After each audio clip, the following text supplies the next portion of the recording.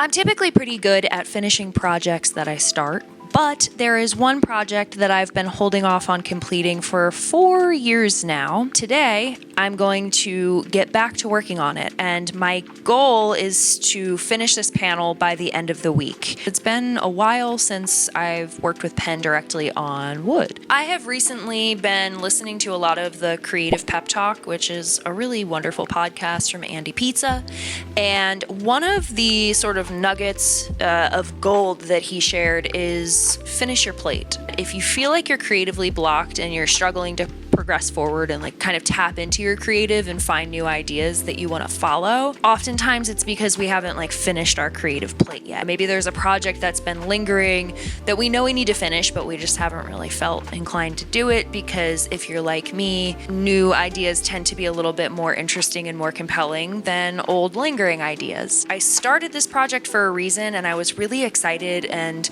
just like feeling really good about it when I got going on it, and then I just abandoned it. So I need to finish my plate. I struggle quite a bit with executive function in my day-to-day, and I'm also very ambitious. So having these two forces fighting one another can be very challenging. Filming things works in a lot of senses like a body double for me, so I guess I would maybe encourage you to pick up a project that you need to finish, and maybe as you watch and listen and just sort of hang out with me throughout this video, you can start working on a project that you put down that you've been wanting to finish. Without further ado, I would like to introduce you to Stanley.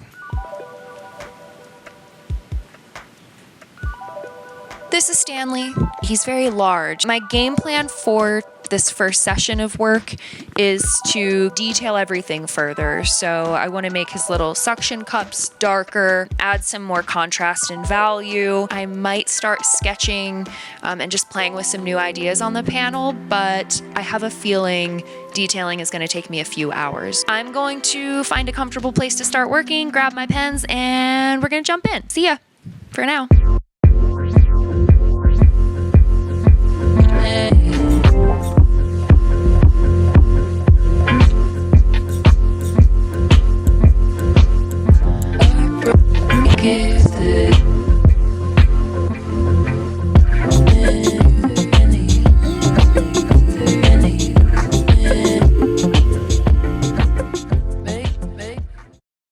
Yesterday, I spent about an hour doing some detailing and just kind of getting back into the flow of working on this panel. I did a little bit of stippling to add some more contrast to Stanley's little suction cups. This grumpy guy down here, I did a little bit of detailing on as well. The plan for today is to do as much detailing as I possibly can.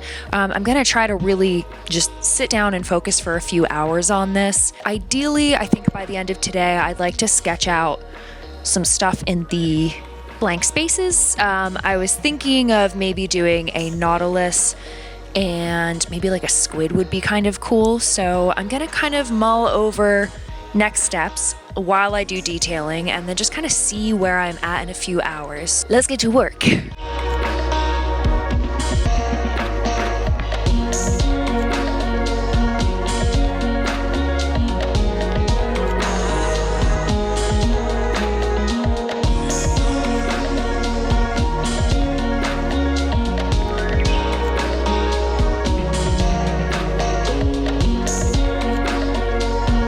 A nautilus is a deep-sea marine mollusk known for its striking spiral-chambered shell. So we're gonna draw that. I really like to approach these panels in this sort of patchwork way. Like, how can I complement the odd shapes that are left behind in the negative space with obviously relevant elements.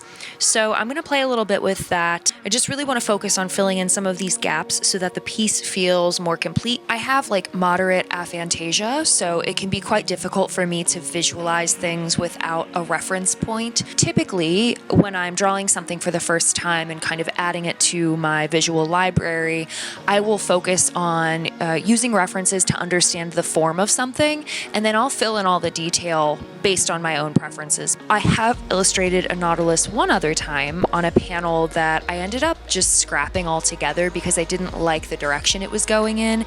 And I just found a video on my Instagram from when I was working on that piece. So I'm actually going to use my own illustration as a reference for this panel. This is a really great way to continue to practice and just get better at drawing things. Is like sometimes you just need repetition. I think it's cool to be able to use your own work as a reference so you can kind of correct the mistakes you made in the past and really strengthen that muscle, kind of have access to more things that you can illustrate as you practice and continue to build those structures and that understanding of form in your mind. I'm going to use my own illustration as a reference because I understand my approach to creating form, and then I can really dial in on the details. So I'll get to that now.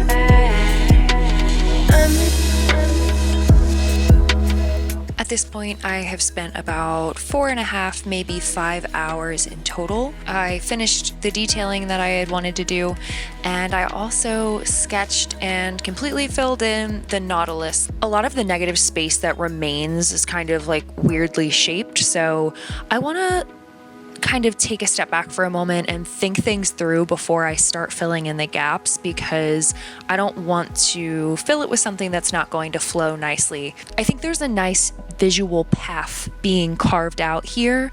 There's kind of this direction that the eye can follow to really take in all of the different elements of the piece. So I want to be mindful that whatever else I add to the negative space that remains really helps pull things together. Something that I like to do from time to time is if I'm struggling to come up with an idea, or if I don't quite know what the best idea is, the best way to progress forward, sometimes as I'm falling asleep, I will think through all of my ideas and see if I have any dreams about the project I'm working on. And sometimes that will give me clarity, or I might just wake up with a big burst of energy ready to get creating. So we'll see what happens.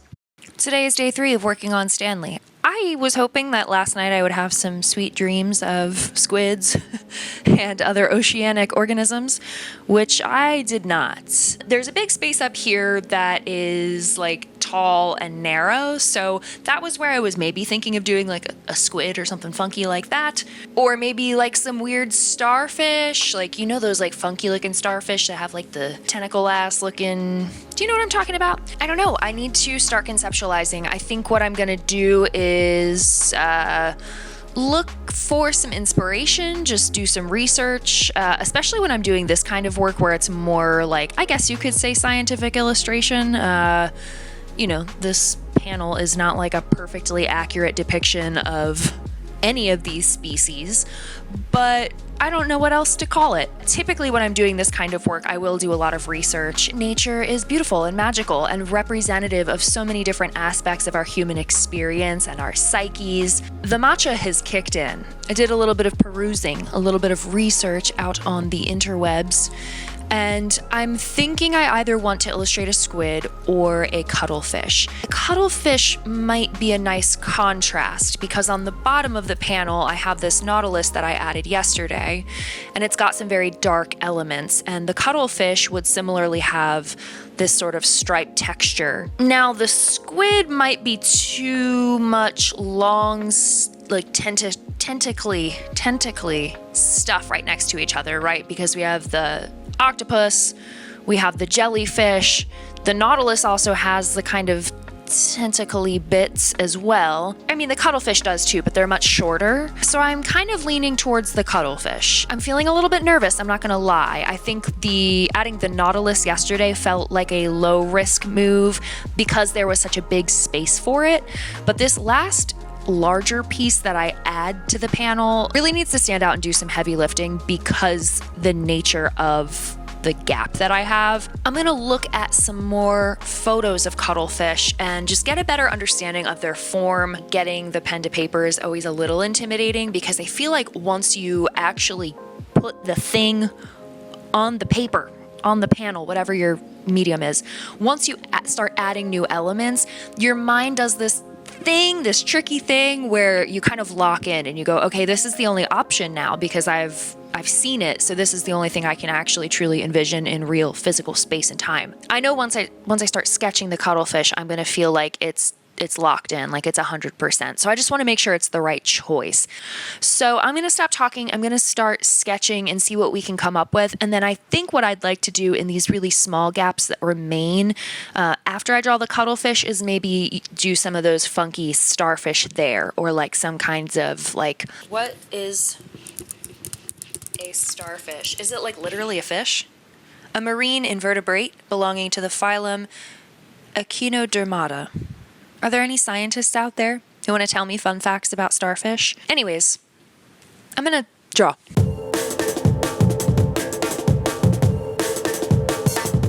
One thing that's actually kind of challenging about drawing with pen directly on wood is that sometimes the tips of my Micron pens will snag on the texture of the wood. And it can become really challenging because some of my pens will wear down really quickly, or the angle that I'm pulling a line might not produce enough ink because I'm going against the grain. So that's a challenge I'm having with this section right here, and I'm trying to just be patient. Some of these lines are a little bit sloppy because of that, so I think once I finish outlining and just really getting the structure down, I can work on really cleaning up some of the outline. This is just kind of part of the process, and I think it's important to be reminded that as we're working on creative projects, the first phase of it is largely not very good. Our ideas might not come out perfectly the first or second time. Might have to adjust some things. If you look really closely at this panel, I'm sure you could find areas where my lines aren't perfect or a little bit of ink is bleeding out on the wood because it is a little bit porous.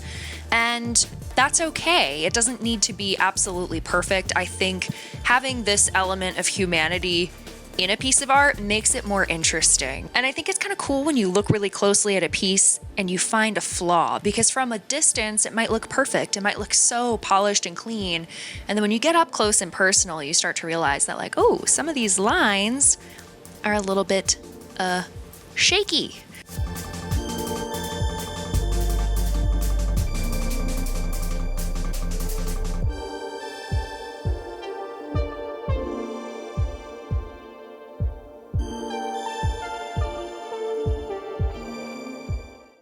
So I was just sitting here doing some work, and we've had some issues with our roof since we moved into this new apartment a few weeks ago. And I was just hanging out up here and I suddenly heard a very loud crash, and I'm just going to show you.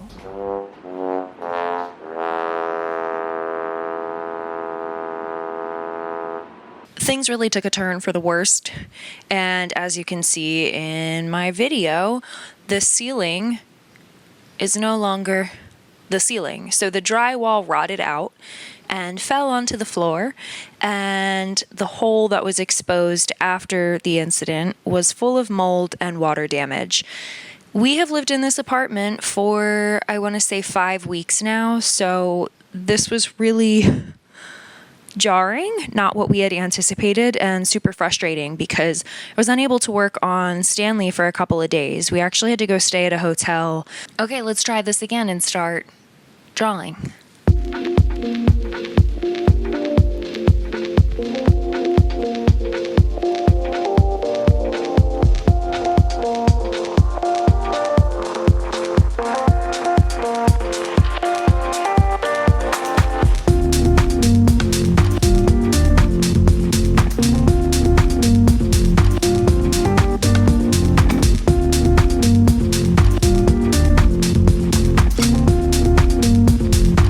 I'm at a pretty good place, and I think today I can wrap this project up. So the next step that I have in mind is to add some starfish to some of the gaps. Specifically, I'm thinking here and here. I do wonder if maybe it's worth putting something in this space or this space over here. However, I do kind of like the idea of keeping everything sort of central because it creates this visual flow that feels really cohesive. And I do worry that if I add too many little elements around the outside edge of the piece, that it's going to start feeling a little too cluttered and overwhelming, and it might lose some of its potency.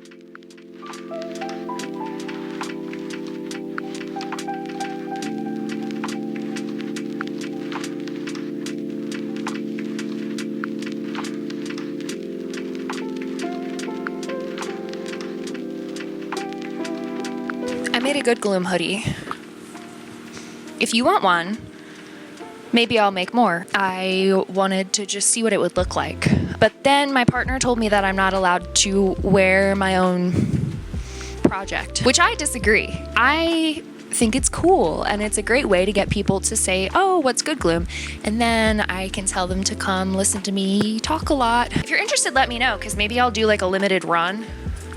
It's pretty soft. And I think I could make something a little more interesting, like maybe do a design on the back and have a little logo on the front. I don't know. Tell me your thoughts. Should I make some Good Gloom merch? Because I don't want to make it if no one's going to buy it. That would be silly and wasteful. I think our first little starfish here is mostly done. I might go back in and just add some more texture, but I want to refrain from making it too dark at the moment because I don't want it to feel like things are competing for visual attention. I'm going to move on to this final element down here, which is the brittle starfish. It's got kind of a weird shape to it. A lot of the images I saw online of this particular species of sea star, the legs or tentacles all kind of go in a similar direction, but I just felt like it looked kind of weird given the space that remains. So I just got a little funky with it. So I'm going to fill this in with pen, and then I'm going to draw some little like suction-y gill textures so that we can wrap this up, and then we can zoom out and take a look at the entire piece as a complete cohesive project.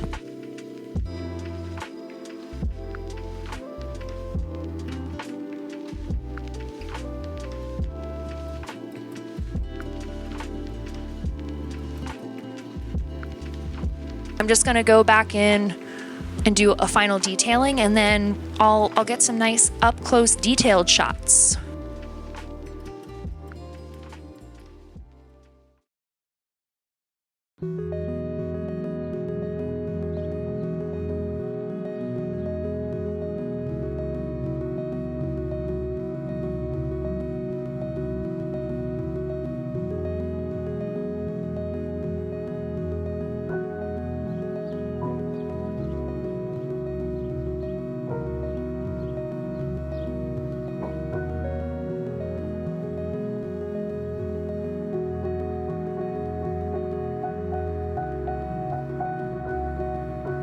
I finished the panel and I'm feeling really good about it, but I'm also really exhausted and I have a lot of editing to do. Thanks for hanging out with me today, and I hope this inspires you to go finish a project that maybe you've been holding off on completing.